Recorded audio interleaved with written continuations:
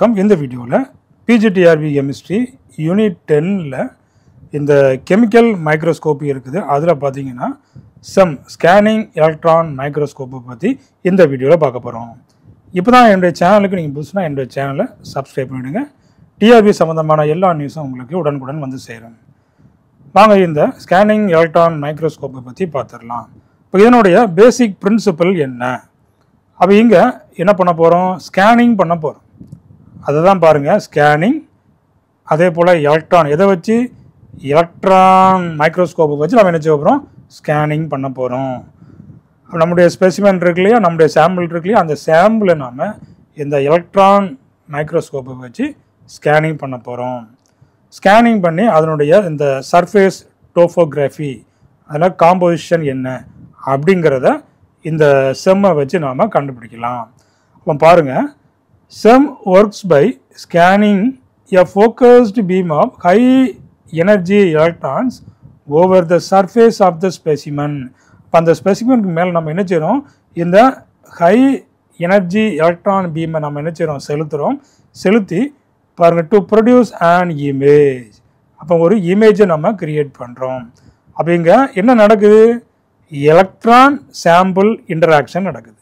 High beam எலக்ட்ரானை வச்சு sample மேலே இன்ட்ராக்ஷன் பண்ணுறோம் டு ஜென்ரேட் சிக்னல்ஸ். அப்போ அங்கே சிக்னல்ஸ் வந்து ப்ரொடியூஸ் ஆகுது. அதை வச்சு அந்த சாம்பிளினுடைய சர்ஃபேஸ் டோபோகிராஃபி என்ன? டோபோகிராஃபின்னா சர்ஃபேஸ் ஸ்ட்ரக்சர் அண்ட் டெக்ஸ்சரை நம்ம கண்டுபிடிக்க முடியும். அதே போல் அதனுடைய காம்போசிஷன், அந்த சாம்பிளில் என்ன எலிமெண்டல் காம்போசிஷன் என்ன இருக்குது அப்படிங்கிறதையும் நம்மளால் கண்டுபிடிக்க முடியும். இப்போ இந்த செம்மினுடைய ஒர்க்கிங் பிரின்சிபலை நம்ம பார்த்துடலாம். அதில் ஃபஸ்ட்டாக என்ன இருக்குது பாருங்கள், எலக்ட்ரான் சோர்ஸ், அதாவது எலக்ட்ரான் கன்னுன்னு சொல்கிறோம். அப்போ அந்த எலக்ட்ரான் கன்னில் இருந்துட்டு இந்த எலக்ட்ரான் பீம் நமக்கு அதில் வெளியில் வரும். அப்போ பாருங்கள், electrons R emitted from a heated filament. காமனாக இந்த டங்ஸ்டன், இந்த லேந்தனம் எக்ஸாபோரைடை நம்ம இதில் யூஸ் பண்ணுறோம். அப்போ இந்த எலக்ட்ரான் கன்னு எதுக்கு அப்படின்னு பார்த்தீங்கன்னா, to generate a focused beam of electrons for imaging.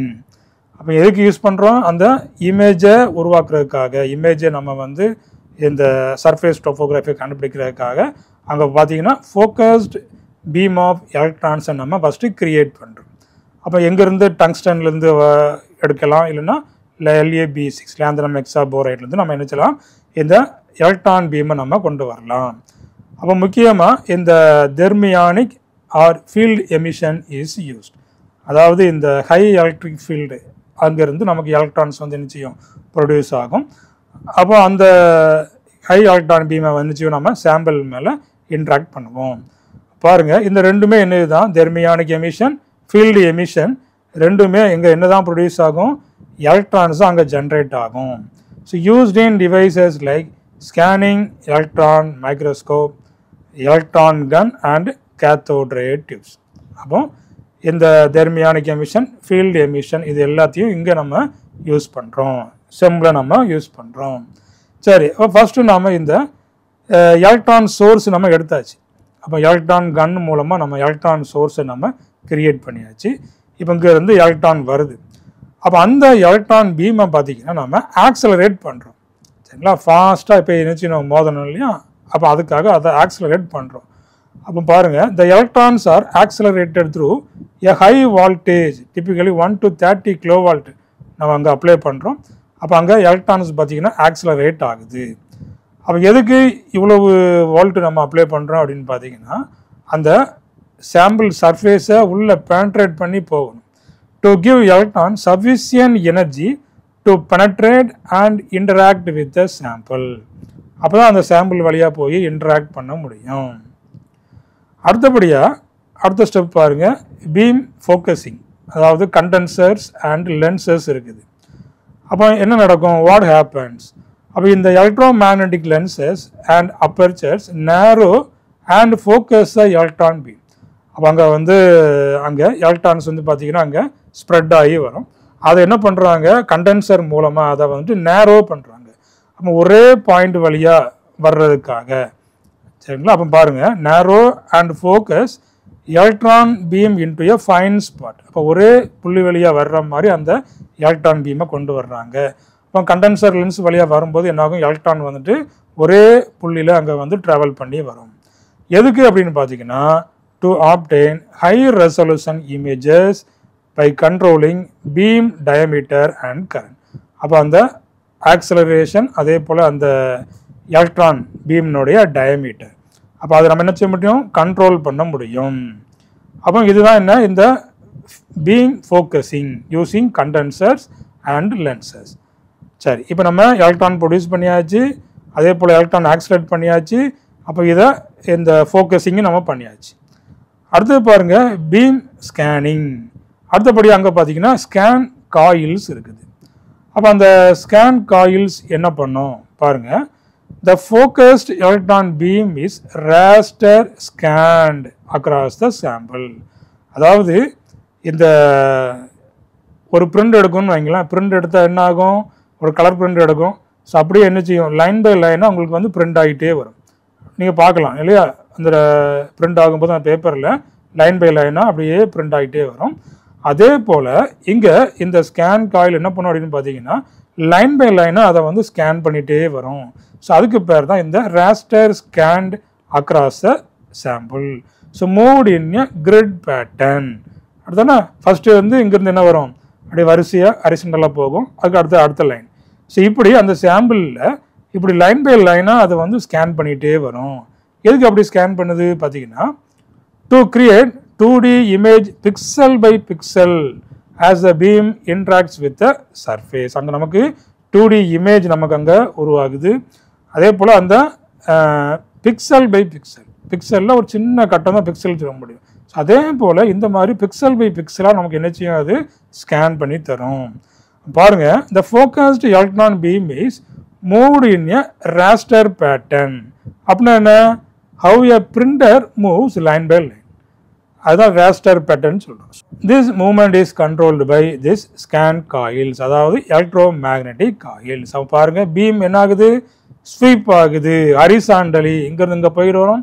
அதுக்கப்புறம் தென் ஸ்விப் டவுன், கீழே வருது இல்லையா, கீழே வந்து மறுபடியும் ஹரிசாண்டலாக மூவ் ஆகுது and sweeps again, repeating to cover the entire surface. Sample இருக்குன்னா சாம்பிள் சர்ஃபேஸ் ஃபுல்லாக என்ன செய்யுது, ஸ்கேன் பண்ணுது.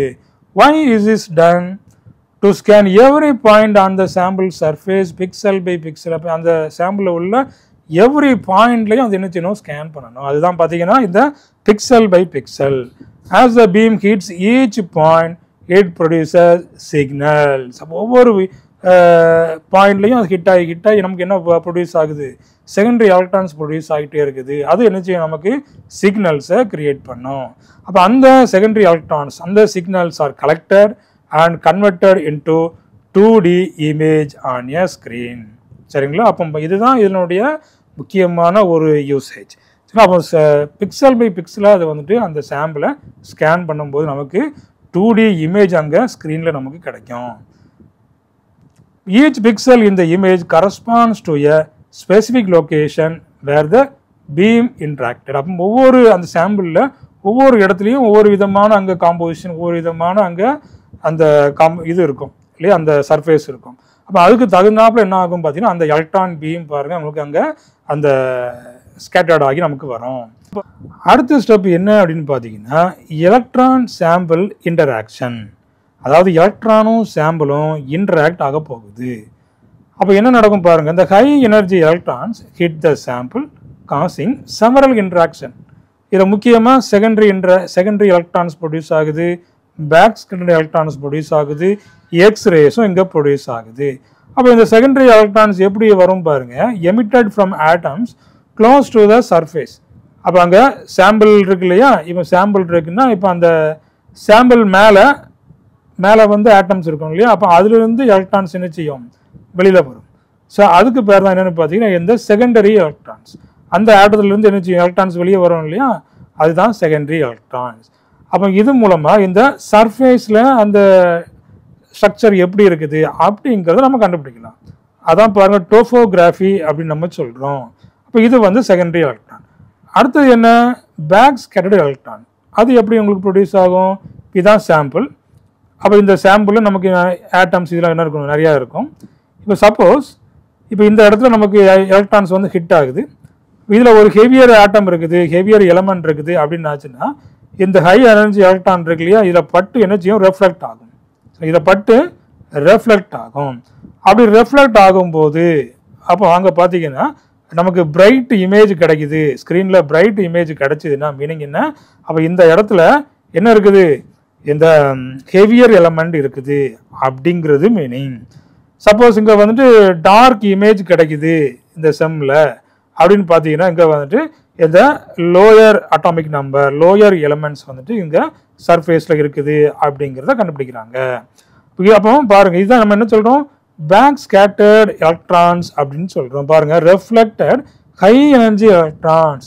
அப்போ இதை பாருங்கள், காம்போசிஷனல் கான்ட்ராஸ்ட் நமக்கு இதை கொடுக்குது. அடுத்தது என்ன, எக்ஸ்ரேஸ் எமிட் ஆகுது. அப்போ எக்ஸ்ரேஸும் இங்கே வந்து எமிட் ஆகுது. செகண்டரி எலக்ட்ரான்ஸ் வருது, பேக் ஸ்கேட்டர்ட் எலக்ட்ரான்ஸ் வருது, எக்ஸ்ரேஸும் எமிட் ஆகுது. அப்போ எக்ஸ்ரேஸ் எப்படி எமிட் ஆகுது அப்படிங்கிறத பாருங்கள். இப்போ emitted due to inner shell electron excitation used for elemental analysis. அப்போ இங்கே இதை வச்சு நாம் என்னென்ன எலிமெண்ட்ஸ் ப்ரெசண்ட்டாக இருக்குது, எலிமெண்டல் காம்போசிஷன் என்ன அப்படிங்கிறத நம்ம கண்டுபிடிக்கலாம். அதை பார்த்தீங்கன்னா இப்போ இதில் ஒரு நியூக்ளியஸ் இருக்குது, இதில் ஒரு எலக்ட்ரான் இருக்குது.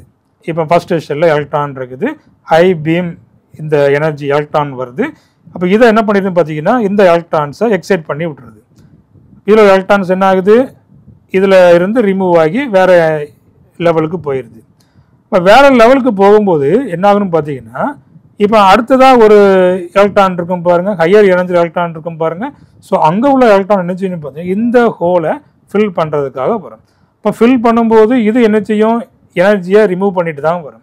அப்படி எனர்ஜியை ரிமூவ் பண்ணிட்டு வரும்போது என்ன ப்ரொடியூஸ் ஆகுன்னு பார்த்தீங்கன்னா இந்த எக்ஸ்ரேஸ் ப்ரொடியூஸ் ஆகும். அப்போ எக்ஸ்ரேஸ் பார்த்தீங்கன்னா இப்படி தான் நமக்கு இதில் வருது.